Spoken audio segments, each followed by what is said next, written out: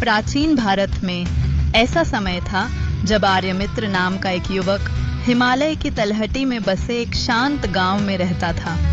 वह सनातनी योद्धा या योगी हैं। उनके पास मंत्र जप करने की सनातनी शक्तियां हैं और सभी प्रकार के मार्शल आर्ट्स में कुशलता हासिल की है। उसका जीवन सरल था, लेकिन उसकी आत्मा असाधारण थी। उन्हें माता पिता के प्रवर्तित मूल्यों से बड़ा किया। सूर्योदय से पहले गंगा जल में स्नान करना, गायों की सेवा करना, तुलसी की पूजा करना और शाम की प्रार्थनाएं करना उनके दैनिक रीतियों में शामिल थे। आर्यमित्र केवल एक योद्धा नहीं थे, बल्कि एक साधक भी थे। उनके गुरु ने उन्हें दिव्य मंत्रों का ज्ञान दिया था, जैसे कि ओम नमः शिवाय और ओम त्र्यंबकम यज्ञ।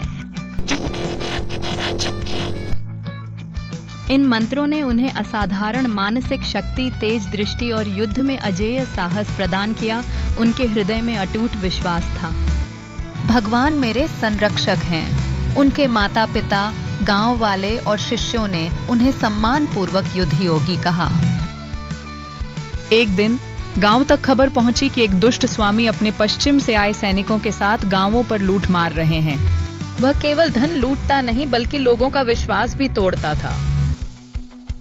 आर्यमित्र ने गांव के सभी निवासियों को एकत्रित किया और स्पष्टता से घोषणा की कि धर्म की रक्षा से बड़ा कोई महत्वपूर्ण कर्तव्य नहीं है। हालांकि उस रात एक जासूस ने बताया कि स्वामी ने अपने करीबी शिष्य देवसेन को लुभाया, लोभ और छल से अपनी ओर। यह सुनकर आर्यमित्र का मन टूट गया। विश्वासघात के घाव तलवार से भी गहरे होते हैं। वह अकेले नदी किनारे बैठा, विचार करते हुए, क्या मेरा विश्वास गलत था? क्या मैं किसी पर भरोसा करना मूर्खता हूँ? लेकिन अंदर से एक कोमल आवाज आई, धैर्य रखो बेटे, सत्य की परीक्षा में समय लगता है। अगले दिनों स्वामी के सैनिक गांव के करीब आए। आर्यमित्र ने युद्ध की तैयारी की, लेकिन उसका मन विचलित था। मुझे धर्म की रक्षा के लिए तलवार उठानी चाहिए या योग और मंत्रों की शक्ति से रास्ता खोजना चाहिए? रात में उसने गीता का एक श्लोक याद किया,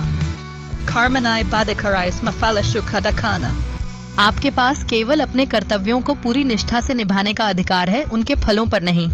यह सुनकर उसका मन गहराई से विचार करने लगा। उसे एहसास हुआ कि परिणाम भगवान के हाथ में है। उसे केवल अपना कर्तव्य निभाना था। अगली सुबह के शांत वातावरण में उसने प्राचीन मंदिर में दीपक जलाए, शंख बजाए और गहरी ध्यान में लीन हो गया। उसके होंठों ने केवल एक मंत्र का जाप किया, एयूएम नमो भगवते वासुदेवाय। अचानक गीता से एक और शिक्षण उसके मन में आया, योग में स्थिर रहो, कर्तव्य करो बिना संलग्नता के। हे धनंजय, योग में दृढ़ रहकर अपने कर्म करो और आसक्तियों को छोड़ दो।